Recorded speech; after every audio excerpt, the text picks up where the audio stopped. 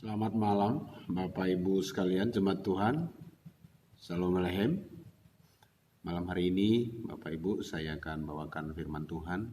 Kiranya Tuhan memberikan hikmat bagi Bapak Ibu semua untuk menerima pengajaran Tuhan malam ini. Saya akan mengajak Bapak Ibu membuka firman Tuhan dari Alkitab kita, yaitu dari Matius pasal yang ke-15 ayat yang ke-21. Saya baca bagi kita, mari perhatikan. Lalu Yesus pergi dari situ dan menyingkir ke daerah Tirus dan Sidon. Ayat 22. Maka datanglah seorang perempuan Kanaan dari daerah itu dan berseru, "Kasihanilah aku ya Tuhan, anak Daud, karena anakku perempuan kerasukan setan dan sangat menderita." Ya, kalau kemarin Ibu Gembala sudah menyampaikan tentang seorang perempuan Sidon, yaitu janda Sarfat. Malam ini saya juga kembali menyampaikan perempuan Sidon, seorang perempuan Kanaan atau perempuan Sidon. Waktu kita belajar tentang perempuan Sidon di Sarfat, itu bukan wanita Israel.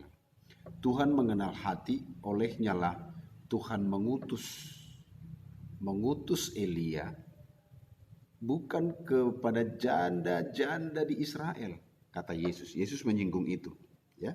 Kalau saya singgung sedikit tentang itu, di dalam Lukas 4 ayat 26 berkata begini. Lukas 4 ayat 26, "Tetapi Elia diutus bukan kepada salah seorang dari mereka, melainkan kepada seorang perempuan janda di Sarfat di tanah Sidon." Ayat 25-nya kurang lebih berkata begini. Banyak janda-janda di Israel, tetapi Tuhan mengutus Elia bukan kepada salah satu dari janda-janda di Israel itu, tetapi kepada seorang janda di Sarfat di daerah Sidon. Jadi itu bukan anak Tuhan. Maksudnya bukan orang Israel. Ya, dari suku lain. Kejadian 10 ayat 15. Itu Sidon itu sebetulnya adalah anaknya Kanaan, negeri terkutuk sebetulnya.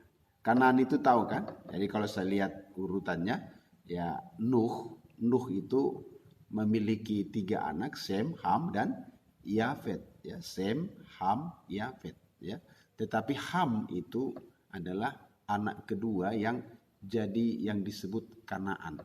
Ham adalah Kanaan. Jadi anak Kanaan itu yang pertama anaknya adalah Sidon.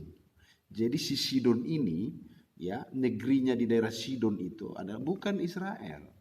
Ya, itu adalah negeri yang memiliki penyembahan lain, bukan menyembah kepada Elohim, bukan menyembah kepada Yahweh atau Jehovah, ya. Kalau saudara lihat misalnya dewa-dewa mereka itu dewa-dewa yang mengerikan, ya. Misalnya di dalam 1 Raja-Raja 11 ayat 5, dia berkata begini. Demikianlah Salomo mengikuti Asitoret, yaitu dewi orang Sidon. Jadi orang Sidon itu punya Tuhan atau punya sesembahan namanya Asitoret, dewi sesembahan mereka, bukan Yahweh. Nah, menarik kalau kita lihat bagaimana seorang janda Sarfat memiliki hati yang baik, padahal dia itu bukan orang Israel.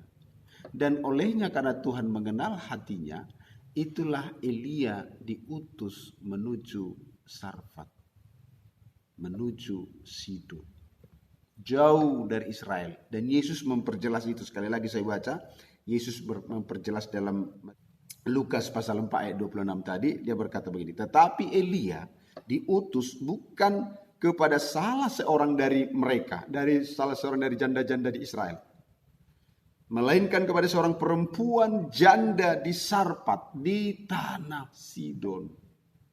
Saya hanya diberkati dengan bacaan ini bahwa banyak anak-anak Tuhan yang sepantasnya memiliki iman yang hebat sebagai anak-anak kerajaan, tetapi terbuang. Malah iman itu timbul pada orang-orang yang tidak umat Tuhan. Malah kebaikan hati itu ditemukan pada pribadi-pribadi yang bukan anak-anak kerajaan. Nah ini, padahal kita udah belajar tentang mental anak kerajaan. Ya, supaya jangan sampai mental anak kerajaan itu berbalik. Kita berlabelkan anak kerajaan, tapi mental kita mental budak. Sementara orang sana adalah bangsa budak, tetapi mentalnya anak kerajaan. Ini jangan sampai terbalik ya, cuma Tuhan ya harus belajar baik-baik. Bagaimana kita mempertahankan ya predikat kita sebagai anak-anak kerajaan, ya, supaya kita bermental anak kerajaan, bukan mental budak. Kita perhatikan lebih lanjut, ya. Jadi Kanaan itu memperanakkan Sidon, dan mereka punya Tuhan atau Allah atau dewa, Asitoret, bukan Yahweh. Dan zaman pertama Asitoret ini masuk ke Israel itu zamannya Salomo. Salomo mengambil perempuan-perempuan dari bangsa-bangsa lain, dan salah satunya orang Sidon. Dan ada di istananya, dan sekaligus membawa Allah orang Sidon, namanya dewa atau dewi Asitoret. Dan itu membahayakan bagi iman Israel sejak itu. Ya. Nah, tetapi saudaraku, di fokus saya membicarakan malam ini adalah tentang seorang perempuan Sidon, yaitu wanita Kanaan, perempuan Sidon, yang baru saya baca ayatnya. Supaya lebih jelas mungkin kalau Bapak Ibu bisa kita lihat di dalam Matius pasal yang ke-15, saya baca mulai dari ayat 21 secara lengkap. Ayat 21. Lalu Yesus pergi dari situ dan menyingkir ke daerah Tirus dan Sidon. Maka datanglah seorang perempuan Kanaan dari daerah itu dan berseru, "Kasihanilah aku ya Tuhan, anak Daud, karena anakku perempuan kerasukan setan dan sangat menderita." Ayat 23. Tetapi Yesus sama sekali tidak menjawabnya. Lalu murid-muridnya datang dan meminta kepadanya, "Suruhlah ia pergi, dan karena ia mengikuti kita," dengan berteriak-teriak. Jawab Yesus, "Aku diutus hanya kepada domba-domba yang hilang dari umat Israel." Nah, jelas bahwa perempuan Sidon ini tidak pantas mendapat pelayanannya karena dia bukan orang Israel. Ya, perhatikan. Lalu ayat 25, tetapi perempuan itu mendekat dan menyembah dia sambil berkata, "Tuhan, tolonglah aku." 26, tetapi jawab Yesus, "Tidak patut mengambil roti yang disediakan bagi anak-anak dan melemparkannya kepada anjing." 27, kata perempuan itu, "Benar Tuhan. Namun anjing itu makan remah-remah yang jatuh dari meja tuannya." 28, kesimpulannya. Maka Yesus menjawab dan berkata kepadanya, "Hai ibu, besar imanmu. Maka jadilah kepadamu seperti yang kau kehendaki." Dan seketika itu juga anaknya sembuh. Saudara sekalian, jemaat yang kami kasihi dalam Tuhan, cerita singkat ini memberi gambaran pada kita seorang yang bukan anak kerajaan, tapi bermental anak kerajaan. Yang saya ulang sekali lagi, jangan sampai terjadi kebalikannya. Kita adalah anak-anak ketebusan Tuhan, orang-orang gereja, anak-anak Kristen, tetapi memiliki mental budak. Itu jangan sampai. Maksudnya diperbudak oleh dunia di luar anak-anak kerajaan. Ini perlu kita hindari. Dua perempuan hebat ini, mereka perempuan yang bukan Israel, yang tidak sepantasnya mendapatkan roti yang harus dibagi kepada anak lalu dibagi kepada anjing. Itu tidak pantas. Tetapi Tuhan menemukan hati janda Sarfat yang layak untuk dipertemukan dengan seorang mulia bernama Elia. Layak dipertemukan dengan seorang hamba Tuhan yang mulia bernama Elia. Karena semua drama yang dicipta di situ betul-betul yes. Apapun yang disampaikan oleh Elia, dia terima tantangan itu dengan baik. Buat air, kasih air minum. Buatkan roti dan buat dulu untukku, baru untuk kamu. Diikuti semuanya. Karena punya basis hati yang baik. Perempuan Sidon yang punya basis hati yang baik.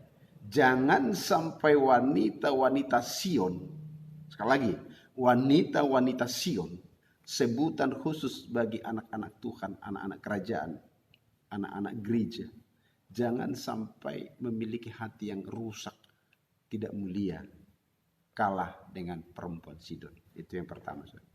Dalam bacaan ini kita jelas lihat Yesus berkata, "Hai ibu, besar imanmu."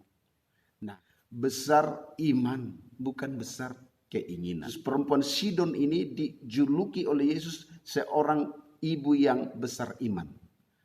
Bukan besar keinginan. Banyak orang besar keinginannya. Oh Tuhan, aku ingin ini, aku percaya gini, aku percaya begini, aku percaya begini.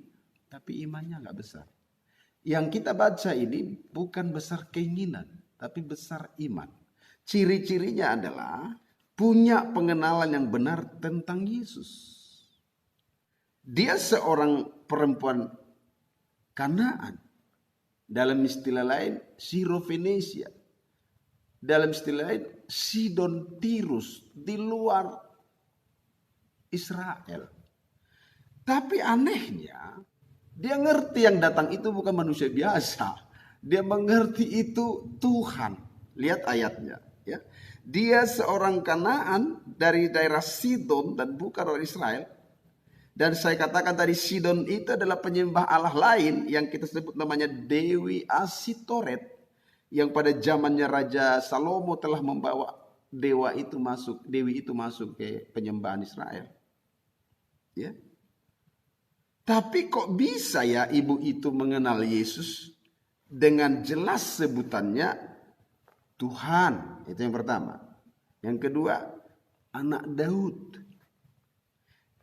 Berarti ibu ini bukan sembarang ibu.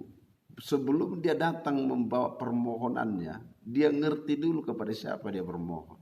Dia memiliki pengenalan, entah dia tanya kiri, dia tanya kanan, entah dia tanya orang-orang Israel siapa yang datang itu, atau selama ini sudah dengar kabar. Mungkin dia rajin dia menguping. Dia lihat cerita sana ada seorang bernama Yesus, sahabat dari Galilea. Dia selalu care dengan orang. Dia bukan manusia biasa, bukan nabi biasa. Dia Tuhan, dia bisa menyembuhkan. Dia sangat care, banyak disembuhkan di kota-kota mana, dia berkeliling-keliling. Dan hari ini tiba ada di daerah kita. Dia cari tahu tentang Yesus. Dan akhirnya apa saudara? Luar biasa. Dia sebutannya. Kalau sampai kita disebut dengan nama kita, itu ada rasa tersanjung loh. Misalnya begini. Pak Menris Pandiangan, anaknya Sintuate Pandiangan, cucunya pendeta SB Sigalingging. Dari Sigalingging Parluasan Sidikalang. Kok dia kenal saya ya? Kalau sampai ada sebutan-sebutan itu memperjelas identitas seseorang dan kita rasa tersanjung. Rasa terhormat gitu kok dia kenal saya.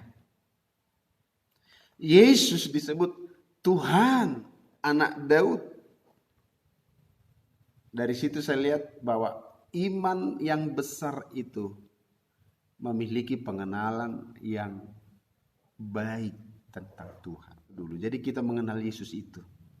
Mengenal dengan dekat kepada Yesus. Itu yang pertama saudaraku. Jangan sampai anak-anak kerajaan tidak mengenal rajanya. Yang kedua, iman yang besar itu tidak mudah menyerah. Sekali lagi, tidak mudah menyerah. Kayak kita lihat pertemuan mereka itu diwarnai hal-hal yang tidak mulus. Apa itu? Yaitu waktu dia berteriak-teriak berseru-seru, Yesus tidak menghiraukan sama sekali. Yesus abai dengan seruan itu. Jalan aja terus. Padahal udah teriak-teriak di belakang. Jalan aja terus. Ini hanya menunjukkan kualitas seorang wanita Kanaan, seorang wanita Sidon yang hatinya itu lebih-lebih dari hati putri Yerusalem atau putri Sion. Ya. Tantangan yang kedua, pertama tantangannya Yesus tidak mau mendengar.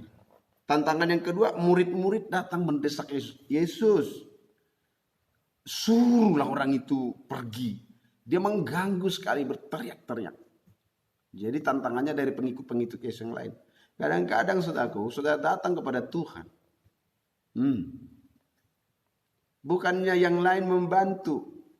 Ini ada Tuhan, dan kamu mau menerobos, mau datang kepada Tuhan, lalu ada murid-murid Yesus di situ. Bukannya murid-muridnya bilang, hei, ayo, makin dekat, mungkin kamu terlalu jauh, ayo. Enggak ditolong. Tantangannya yang kedua adalah bahkan orang-orang dekatnya Yesus bukan memberi support, marah, membatasi. Tapi iman yang besar, ya, besar iman, bukan besar keinginan. Besar iman itu tidak mudah menyerah. Yesus tidak hiraukan, murid-muridnya membatasi, menghalangi, ya. Lalu perempuan itu tetap ngotot, maju terus. Tantangan yang ketiga, perempuan itu, ya, datang menyembah kepada Yesus yang menunjukkan kerendahan hatinya. Iman besar atau besar iman itu, pertama tadi memiliki pengenalan yang baik kepada Yesus. Yang kedua, tidak mudah menyerah. Dan yang ketiga, yang saya sebut itu, iman besar itu ditandai dengan rendah hati. Rendah hati di sini kita lihat dari sikap seorang perempuan Sidon ini yang terus bermohon dan menyembah marsinggang. Dia sujud di dekat Yesus, menyembah. Ini salah satu sikap kerendahan hati. Banyak anak-anak kerajaan yang tidak memiliki hati yang rendah, tapi sombong, dan itu tidak mencerminkan seorang yang beriman besar. Tapi yang berkeinginan besar mungkin, ya, ngotot mau dapat ini, mau imani itu, ya. Tapi iman besar ditandai dengan yang ketiga, ada kerendahan hati. Mana bukti kerendahan hatinya? Pertama, dia menyembah. Yang kedua, jelas ada penolakan dan pendiskreditan. Kalau saya sebut pendiskreditan, seperti Yesus membedakan dia. Dalam bahasa lain, ya, perempuan itu mendapat perlakuan yang kurang baik dari Yesus. Karena sampai mengeluarkan istilah pembedaan. Pertama, pembedaannya adalah, saya ini hanya diutus untuk orang domba yang terhilang dari antara Israel. Maksudnya kamu itu kan bukan Israel. Kamu itu bukan domba. Tapi aku ini datang untuk domba yang terhilang dari Israel. Kata Yesus. Itu ada satu pendiskreditan. Ada sudah pemisahan. Kamu itu tidak siapa-siapa. Tapi seorang yang rendah hati, yang beriman, dia memiliki kerendahan hati, dia enggak balik nyerang. Emang lu siapa? Emang kami rupanya enggak punya, enggak gitu. Ya, kami juga punya Tuhan, namanya Dewi Asitoret, Dewi sesembahan kami yang kami puja-puja, ada kuilnya di kota Sidon. Enggak gitu. Dia terus nyembah. Sampai ada satu pendiskreditan, pembatasan, pembedaan Yesus. Kami Israel, kami domba. Dan kedatanganku ke domba yang hilang, bukan ke kamu. Itu yang pertama. Dia terus nyembah. Lalu kedua yang Yesus katakan adalah, sampai pada pengistilahan binatang anjing. Dan itu kalau dalam zaman dunia perjanjian baru, anjing itu bahasa sangat kasar sekali. Dia bilang begini. Ini yang terakhir, ujian terberat bagi seorang beriman besar. Dia bilang gini, tidak pantas mengambil roti yang disediakan untuk anak-anak, lalu memberinya kepada anjing. Saya sebetulnya bahasa ini sangat ngeri. Dan mungkin sebagai hamba Tuhan, jangan sampai kita mendengar kalimat ini sebetulnya, kalau dari etika. Tetapi entah kenapa kalimat ini keluar dari Yesus kepada seorang perempuan itu. Yang membuat saya terharu, ibu itu tidak menjadi nangis, sedih, dan pergi meninggalkan Yesus. Dia terus bermohon. Dan ada satu kecerdasan rohani menurut saya. Nah ini hebatnya, wanita Sidon cerdas rohani. Saya takut wanita Sion bodoh. Nggak ngerti apa-apa. Tapi wanita Sidon yang cerdas minta ampun. Apa itu? Bukankah anjing juga makan atau dapat jatah dari remah-remah yang jatuh dari tuannya itu? Kamu itu tuan. Kamu tuan dan anak-anak tuan ada di meja itu tuan. Aku ini anjing, anjing aku datang ya. Biasa kan jatuh kan dari remah-remah yang dari meja jatuh itu kan dimakan anjing.